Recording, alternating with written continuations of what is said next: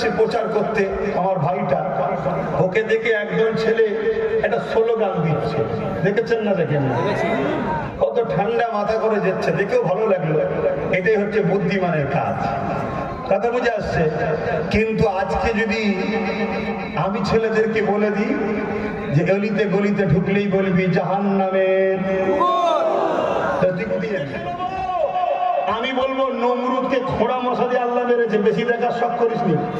এটা আমার বাপ, আমার ভাই, আমার মা, আমার বোনেদের বুঝাবার দরকার আছে না? না, আমি আমার আপন জনকে বুঝাবো না? আপনি আপনার বাচ্চাকে বুঝান না পুকুরে যাসনি ডুবে যাবি? আপনি আপনার বাচ্চাকে বুঝান না পুকুরের মাথায় হাত বুলাসনি কামড়া দেবে, বুঝান না? আপনি বুঝান না বাবা আইসক্রিম খেও না, গরমে ঘাম গায়ে ঠান্ডা লেগে যাবে, বুঝান না? তাহলে আমি আমার ভালোবাসার বাপ, আমার ভালোবাসার মা, আমার ভালোবাসার বোন, আমার ভালোবাসার ভাইকে আমি বুঝাবো না? আর এই বোঝানোতে কেউ যদি হাত কুটিয়ে বলে যে তোমায় দেখে নেবো, আমি বলবো নমরুদকে খোঁড়া মশা দিয়ে আল্লাহ মেরেছে, বেশি দেখার শখ করিস নি। ভাই তোমার বাপকে গাল দিয়েছিস, আমার মাকে গাল দিয়েছিস, তোমার এলাকার কোন একজন ছেলে আমার মা তুলে গাল দিয়েছিল, মনে আছে না? নাই?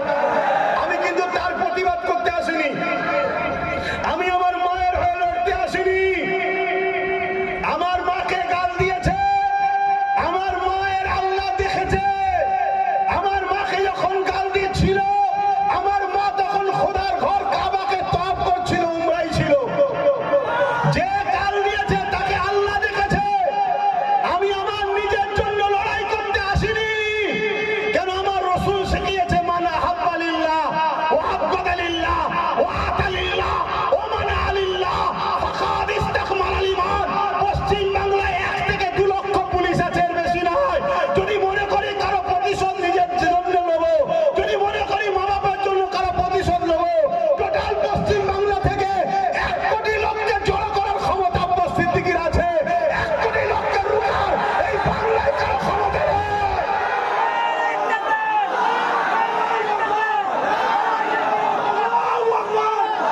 নিজের জাতের জন্য লড়াই, নিজের জন্য লড়াই করছি না।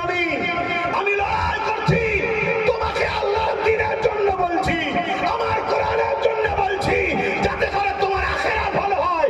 তুমি আমার ভাই হও, আরে আমার ভাই হও, দুনিয়ায় এক জায়গায় হয়েছি, পরকালে যাতে জান্নাত যেতে পারি, এজন্য তোমায় বুঝাচ্ছি। তুমি মনে করনি আমি আমার ভাইয়ের জন্য চিৎকার করছি, ওর হারাবার কিছু নেই। আমার পাশে গদি ফেলে দিলেই ও চলে যাবে, ওর জন্য আব্বাস সিদ্দিকী যথেষ্ট, ইনশাআল্লাহর বড় ভাই হিসাবে।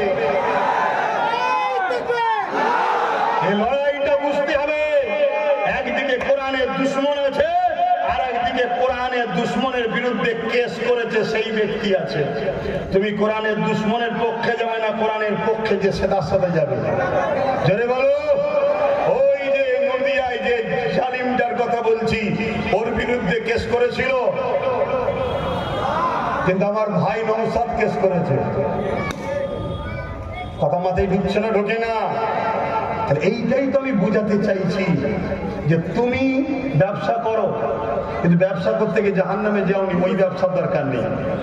কাউকে ঠকাবে, চিটিংবাজি করবে, 2 নম্বর মালকে 1 নম্বর বলে চালাবে, হারাম দ্রব্য ব্যবসা করবে, তাহলে জাহান্নাম যেতে হবে না? ওই ব্যবসা করো না, এটাই বুঝতে চাইছি। তুমি সংসার করো, সংসার করতে গিয়ে যদি জাহান্নামে যেতে হয়, ওই সংসার করো না। সংসার করার নামে নিজের স্ত্রীকে মারবে, পিটবে, জুলুম করবে, তার নামে মিথ্যাচার ছড়াবে, কথা বুঝে আসছে, তাহলে কি তুমি জাহান্নামে যাবে না? তাহলে ওর থেকে না করা হবে। এই কথা বুঝছেন না? বোঝেন? তাহলে সংসার করবে কিভাবে? তুমি মনে করে রেখো, তুমি হলে তোমার স্ত্রীর জামা, আর তোমার স্ত্রী হলো তোমার জামা। এটা কোরআনে বলছে আল্লাহ। স্ত্রী হলো তোমার জামা, আর তুমি হলো স্ত্রীর জামা। যেমন জামা ছিঁড়ে গেলে তোমাকেও খারাপ লাগবে, জামায় দাগ নিলে তোমাকে দেখতে খারাপ লাগবে, তোমার স্ত্রীকে ধরে জুলুম করলে হবে না। তোমার ইজ্জত সে, জামা বলতে ইজ্জত ঢেকে রাখে, যে তোমার ইজ্জত সে, তুমি তাকে ইজ্জতের জায়গায় রাখো, আর সে আবার তার আবার তুমি ইজ্জত, সেও তোমাকে সে জায়গায় রাখবে। এভাবে সংসার করো। তাহলে সংসার করতে হবে না? হবে না? হ্যাঁ, তাহলে সংসার করতে হবে, ব্যবসা করতে হবে, ধর্মনীতি করতে হবে, মানববন্ধন করতে হবে না? হবে না? এই কথা বলেন। হিন্দুদের সঙ্গে মিশতে হবে না? ভাই না ভাই নয়? বলুন বলুন, এরা সবাই ভাই বোন আমাদের। কেন? সবার প্রথম বাবার নাম আদম, প্রথম মায়ের নাম হাওয়া। কিন্তু এদের দুজনের সঙ্গে আমাদের ভাই বোনের সম্পর্ক, একে অপরের সুখে দুঃখে, ব্যবসা বাণিজ্য, পড়াশোনা, সব জায়গায় সম্পর্ক থাকবে। শুধু একটা জায়গায় মাথায় রাখতে হবে, কি? ধর্ম যার, উৎসব তার। তাহলে এই কথাগুলো আমি আমার বাপ ভাইদের বুঝালে অসুবিধা আছে? তুমি আমার ভাই হও, তুমি হিন্দুতে কি হয়েছে? আমার ভাই। তুমি আদিবাসী সাঁওতাল তো কি হয়েছে? আমার ভাই। তোমার যারা দরদি সেজে থাকে তারা তোমার ঝুটো খেয়ে হয়তো নাক ছিটকাতে পারে, কিন্তু কোন মুসলমান কোন অন্য জাতিকে দেখে নাক ছিটকায় না। ঘৃণা করো নাকি? উঁচু জাত নিচু জাত করো নাকি? না, করা যাবে না। কেন? মানুষ সে। ঘৃণা করলে আল্লাহ সৃষ্টিকে ঘৃণা করা হবে, আল্লাহ ইজাজত দেয়নি। তাহলে সবটাই করো, কিন্তু রাসূলুল্লাহ দেখানো স্টাইলে।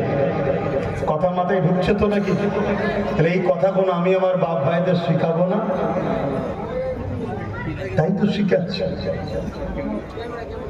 হায় রে বাপেরা, মায়েরা, বোনেরা, এ না জওয়ান তরুণেরা, এই দুনিয়া চিরস্থায়ী নয়, আজ আছেন কাল নাই। কবরকে মনে রাখো, সাবধান হও, প্রতিদিন কবর বলতে লেগেছে।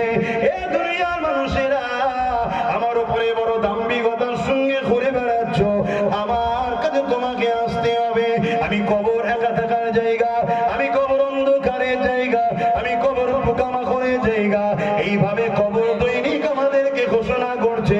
আল্লাহ নবী তাই জানিয়ে দিলে, কোরআনে আল্লাহ বলে দিলে, ওয়াল তানজুরু নাফসুম মা কদ্দামাত লিগাদ। প্রতিটা নফসের উচিত পরকাল নিয়ে বেশি বেশি করে চিন্তা করা। আমি তোমাদেরকে কোনো জিনিসে রুখছি না, রক্ষা করো, কিন্তু আখিরাতকে হারিয়ে না। এই পরামর্শটা একটা ভাই হিসেবে ভাইকে দিয়াটা কি ভুল করছি? এই পরামর্শটা একটা সন্তান হিসেবে মা বাপকে দিয়া কি ভুল করছি? করো দুনিয়াদারি, কিন্তু আখিরাতকে হারিয়ে না, এটা মাথায় রাখো। কিয়ামতের দিন এত কঠিন হবে, যেদিনে আল্লাহ রাসূলুল্লাহ জানিয়ে দিলে, আল্লাহ নবী জানিয়ে দিলে, এমন বাপ পাওয়া যাবে ছেলেকে জমিনে শুইয়ে দিয়ে তার বুকের উপরে পা দিয়ে দাঁড়িয়ে যাবে। মন দিয়ে শোনেন, মাইকের আওয়াজ বুঝতে পারছেন আপনারা? হাত তুলে বলুন, বুঝতে অসুবিধা হচ্ছে না তো?